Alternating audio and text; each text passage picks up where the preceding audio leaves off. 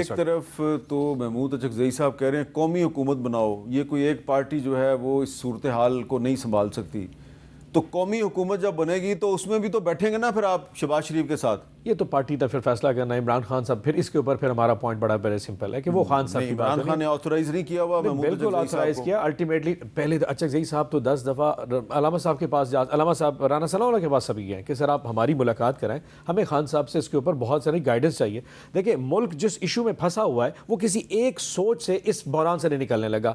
And leading آپ مانے نہ مانے عمران خان ایک ایسی سوچ ہے جو آپ کی ملک کی اس راز کو کہیں تھوڑا درست لے کے کیا یہ جو قومی حکومت کی تجویز ہے یہ آپ کی سوچ نہیں ہے؟ ابھی تک یہ ہماری سوچ نہیں، کیونکہ عمران خان صاحب کی گائیڈنس اس پہ کوئی نہیں ہے. وہ بالکل اچکزئی صاحب نے اپنا پوائنٹ آف دیا ہوگا، جب ڈسکشن ہوگی اس پہ اپنا ہمارا پوائنٹ آف دیں گے، لیکن ہماری پارٹی میں اس پہ کوئی ڈسکشن ابھی تک نہیں ہوئی. تو یہ آپ رانا صاحب اچکزئی صاحب کی ایک میٹنگ کرا دیں عمران خان صاحب سے، تاکہ وہ عمران خان ان کو بتائے کہ یہ جو آپ نے قومی حکومت کی تجویز دی ہے میں اس میں آپ کے ساتھ نہیں ہوں. رانا صاحب تو راضی ہیں. یہ ایسا ہی ہونا ہے ایسا ہی ہونا ہے. اور میں نے کل بھی اچکزئی صاحب کو کہا تھا، میں نے کہا کہ آپ اس قسم کی تجاویز ڈسکس نہ کریں، آپ فارغ ہو جائیں گے. تو آپ جو ہے نا آپ جو ہے وہ صبح آئیں، تشریف لائیں وہاں پہ، اور اگر آپ چاہیں گے تو دونوں اپوزیشن لیڈر جو ہے وہ پرائم منسٹر صاحب سے اس میٹنگ میں بھی جو بات آپ کرنی چاہیں. دیکھیں نا آج جب پارلیمانی لیڈرز نے بات کی ہے تو انہوں نے ان دونوں ایشوز کے اوپر بھی بات کی ہے. جس طرح سے بپی صاحب کہہ رہے ہیں کہ جی فلاں چیز انہوں نے کویشچنز بھی کیے ہیں، ان کے آنسر بھی ہوئے ہیں، اور جو سپیچ ڈار صاحب نے وہاں پہ کی تھی سینٹ میں، اس سے بہت زیادہ وہاں پہ چیزیں جو ہیں وہ ڈسکس ہوئی ہیں، جو کہ ان کیمرہ ہوئی ہیں تو اس لیے ان کے اوپر بات نہیں کی جا سکتی. تو وہاں پہ انہوں نے ان دو ایشوز کے علاوہ اور بھی باتیں کی ہیں.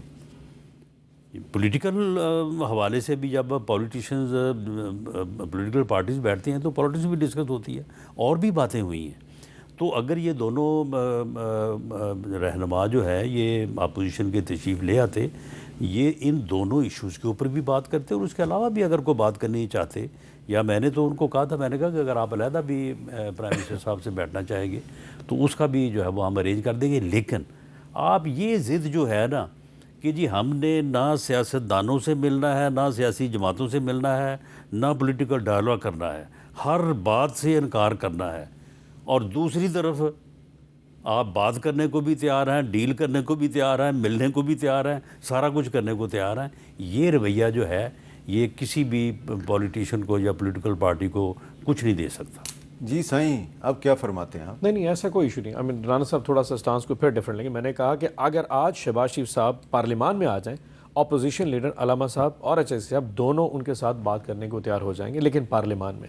لیکن پی ایم ہاؤس ایک ایسی چیز ہے جو کنٹروورشل ہے.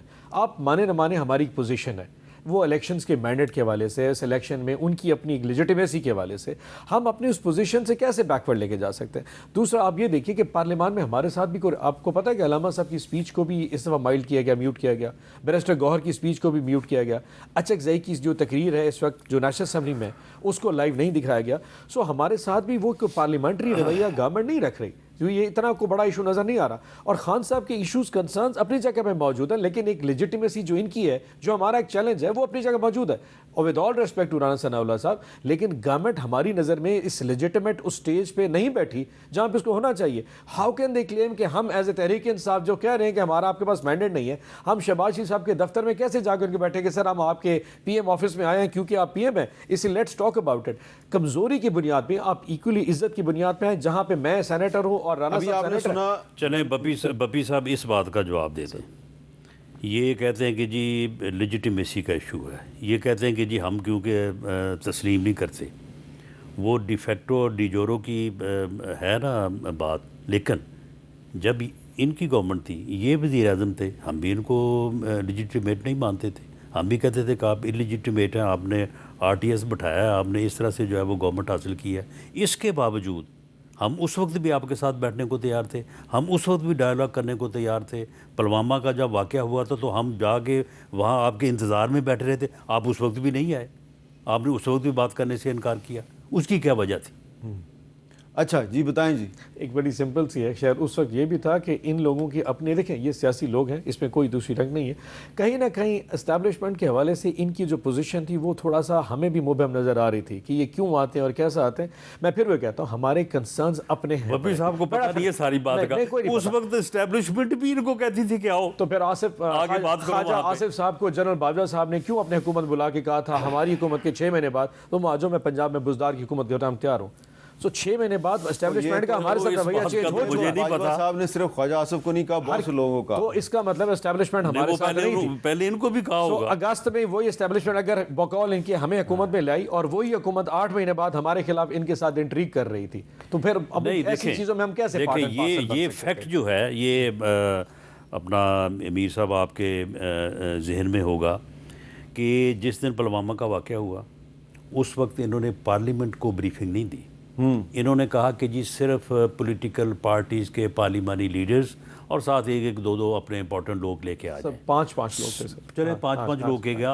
آج آپ بے شک 10 لے کے آ جاتے. ہمیں تو انہوں نے صرف اپوزیشن لیڈر. ہاں بالکل نہیں, میں نے ان کو کہا ہے, میں نے کہا کہ آپ نہیں, کل جو ہے دونوں ایوانوں کے اپوزیشن لیڈر اور پارلیمانی لیڈر 4 لوگ ٹوٹل. لیکن میں نے کل خان صاحب کو بھی, محمود خان اچکزئی صاحب کو بھی اور راجہ ناصر عباس صاحب کو کہا, میں نے کہا کہ آپ اپنے ساتھ بھی جن لوگوں کو لانا چاہیں ان کے آپ ہمیں نام دے دیں. تو یہ 5 لوگ لے آتے, 10 لوگ لے آتے, چلیں. جس طرح آج ایم کیو ایم والے جو ہیں وہ 3-4 پہنچے ہوتے, 4 لوگ تھے.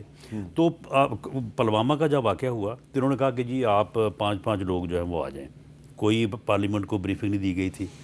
ہم وہاں پہ چلے گئے, جا کے بپی صاحب کو بھی یہ معلوم ہونا چاہیے, ہم 1.5 گھنٹے وہاں پہ بیٹھے رہے.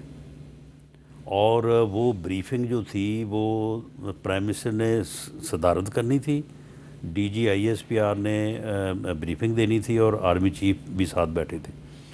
Army chief the then Bajwa صاحب وہ 1.5 گھنٹے ان کے آفس میں بیٹھے رہے کہ جی آپ چلیں. انہوں نے کہا کہ نو, میں وہاں پہ جاؤں گا تو مجھے ان سے دعا سلام کرنی پڑے گی, ملنا پڑے گا, میں نہیں یہ کام کرنا.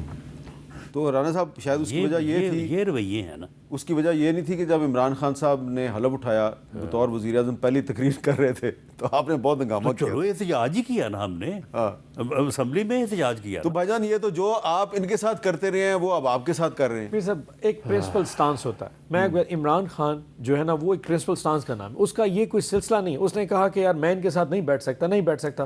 اور یہ بتائیں کیا عمران خان صاحب کی اپروول کے بغیر وہ سیکورٹی بریفنگ ہوئی تھی؟ لیکن اب ایک منٹ سر, میں معافی چاہتا ہوں, پلوامہ پہ بریفنگ کیا جنرل باجوہ صاحب نے حکم جاری کیا تھا کہ جناب میں بریفنگ کے لیے پارلیمان میں آ رہا ہوں اور میں نے جہاں کہ جناب ساری پاکستان مسلم لیگ نون کو اور پیپلز پارٹی بریفنگ دینی؟ عمران خان صاحب سے اپروول ہوا تھا تو سٹانس تھا. انہوں نے کہا جی بالکل بریفنگ دینی بنتی ہے کیونکہ اپوزیشن ہے, یہ وہ ایشو ہے جو پورے پاکستان کا ایشو ہے, میرا اکیلے کا ایشو نہیں ہے. یس میرا پرنسپل سٹانس ہے کہ میری جگہ شاہ محمود قریشی اور اسد عمر جائیں گے.